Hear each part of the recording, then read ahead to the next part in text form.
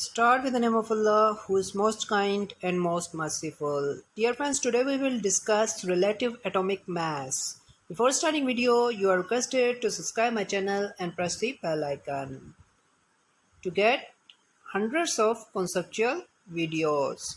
This video we will discuss what is atomic mass, examples of relative atomic mass, and atomic mass unit. Yes friends, so relative mass and standard unit. How can you find the mass of 1 kg vegetable? 1 kg vegetable के लिए 1 kg का standard unit चाहिए हमें, और दूसरी तरफ हम 1 kg सब्जियां रखेंगे। जब दोनों बराबर आ जाएंगे तो हम कह सकते हैं कि both sides are in equilibrium. जब दोनों साइड इक्वल आ जाएंगी तो हम कह सकते हैं कि the mass of vegetable is relative to 1 kg standard unit. अच्छा, 1 kg एक स्टैंडर्ड यूनिट है जिसकी मदद से हमने 1 kg वेजिटेबल्स को मेजर किया। और फ्रेंड्स, यहाँ पर एक और क्वेश्चन है कि क्या हम mass of atom find out कर सकते हैं? Answer is no. क्यों? You can not find the mass of an atom. वजह क्या है कि हमारे पास स्टैंडर्ड यूनिट नहीं है। 1 kg का मास बहुत बड़ा है स्टैंडर्ड यूनिट हाइड्रोजन एटम के बनिस्बत। तो उसके लिए हमने किस तरह से हम फाइंड आउट करेंगे एटम का मास? एटम का मास फाइंड आउट करने के लिए हमने एक एटम लिया C12 कार्बन का एटम, और कार्बन के एटम का मास अज्यूम किया जो कि इक्वल है 12 के।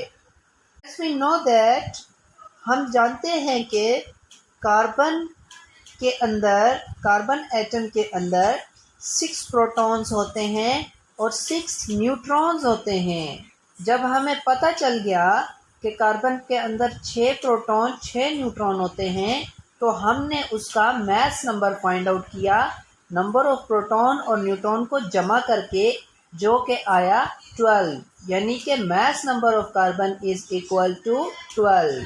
अब हम एक तरफ एक कार्बन एटम को रखते हैं, सिमिलरली दूसरी तरफ दूसरे कार्बन एटम को रखेंगे, तो क्या होगा कि दोनों एटम्स इक्विलिब्रियम में आ जाएंगे। दोनों एटम्स का मास एक दूसरे के बराबर आ जाएगा कि दोनों का मास नंबर इक्वल है, यानी कि C12 दोनों का मास नंबर एक दूसरे के बराबर है। सपोज करें कि हमने कार्बन एटम एक तरफ रखा C12 और दूसरी तरफ दूसरा कार्बन एटम के 12 पीसेस कर दिए, यानी कि उसको 12 हिस्सों में 12 यूनिट्स में हमने डिवाइड करके दूसरे खाने में रख दिया। फ्रेंड्स, अब भी क्या होगा? दोनों मासेस ऑफ एटम्स इक्विलिब्रियम में होंगे, दोनों का वेट एक दूसरे के इक्वल ही होगा। वजह क्या है? वजह यह है कि दोनों का मास नंबर इक्वल है।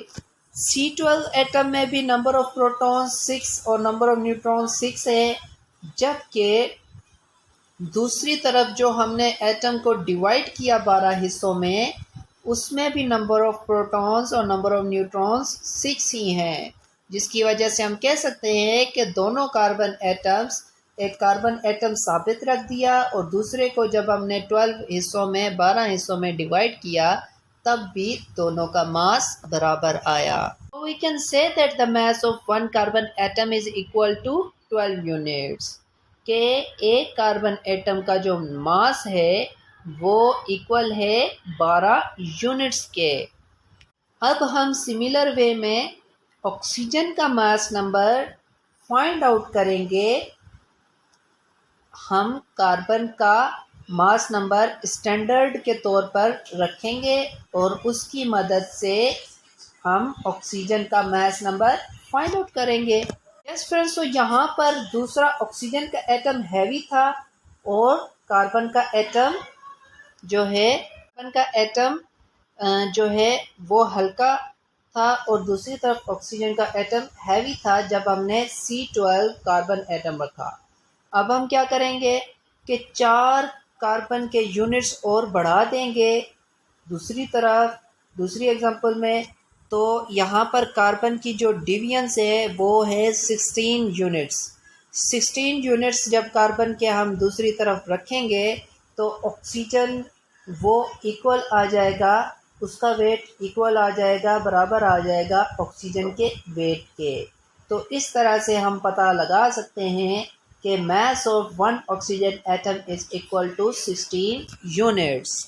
इसी तरीके से सोडियम को हमने उठाया और सोडियम का मास नंबर फाइंड आउट करने के लिए एक तरफ हम सोडियम रखेंगे, दूसरी तरफ कितने डिविजन्स कार्बन के रखेंगे तब वो इक्वल आएगा सोडियम के उसका वेट। तो हमने 23 डिविजन्स ऑफ कार्बन यानी कि 23 यूनिट्स ऑफ कार्बन हमने एक तरफ रखे, जिसका वज़न बराबर आ गया सोडियम एटम के। तो जिससे पता ये लगा कि सोडियम का mass number, atomic mass number 23 unit के इक्वल है। हमने इसी तराजू में नाइट्रोजन का एटम रखा, उसका एटॉमिक मास फाइंड आउट करने के लिए। तो कार्बन के यूनिट्स ही हमारे पास काम आए।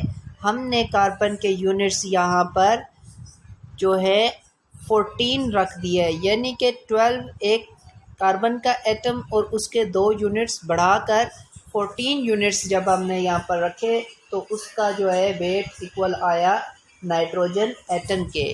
तो हमने यहाँ पे फाइंड आउट किया कि mass number of nitrogen is equal to 14 units. हमें पता है कि 16 यूनिट्स कार्बन एटम्स के जो डिविजन्स हैं उन्हें हम कहते हैं 16 यूनिट्स, जिनका वेट जो है रिलेटिव है, इक्वल है, बराबर है किसके वेट के, ऑक्सीजन एटम के वेट के बराबर है। तो हम कह सकते हैं कि relative atomic mass of oxygen जो कि इक्वल है 16 यूनिट्स के। इसी तरह से 23 यूनिट्स का वेट जो है रिलेटिव एटॉमिक मास सोडियम के इक्वल है। और थर्ड वन एग्जांपल में relative atomic mass of nitrogen यानी कि एटॉमिक मास ऑफ नाइट्रोजन जो कि रिलेटिव है, इक्वल है 14 यूनिट्स के। तो इस तरह से हमने डिफरेंट एटम्स का relative atomic mass find out किया। नाउ एटॉमिक मास यूनिट को हम डिफाइन करेंगे, जिसे हम लिखते हैं AMU को में। एक तरफ हमने कार्बन एटम रखा, दूसरी तरफ 12 यूनिट्स में दूसरे कार्बन एटम को डिवाइड कर दिया। तो जिससे हमें पता चला कि कार्बन एटम का जो मास है वो इक्वल है, जो कि इक्वल है mass number of carbon atom is equal to 12 units. अगर हम यहाँ से 12 यूनिट्स में से एक यूनिट को बाहर निकाल दें तो उसे हम कहते हैं 1 AMU, 1 atomic mass unit. Let me repeat this very important statement कि एक तरफ हमने कार्बन एटम रखा जिसका मास इक्वल आया 12 कार्बन के यूनिट्स के। तो एक यूनिट हमने बाहर निकाला और इसी एक यूनिट का नाम हमने दिया atomic mass unit, the single unit of carbon. We can say that 1 AMU, एक AMU बराबर होता है 12वें 12th part of carbon atom के, यानी कि जो 12वां हिस्सा होता है कार्बन एटम का उसके इक्वल होता है 1 एटॉमिक मास यूनिट। तो यहाँ पर हम लिखेंगे 1/12th पार्ट ऑफ कार्बन।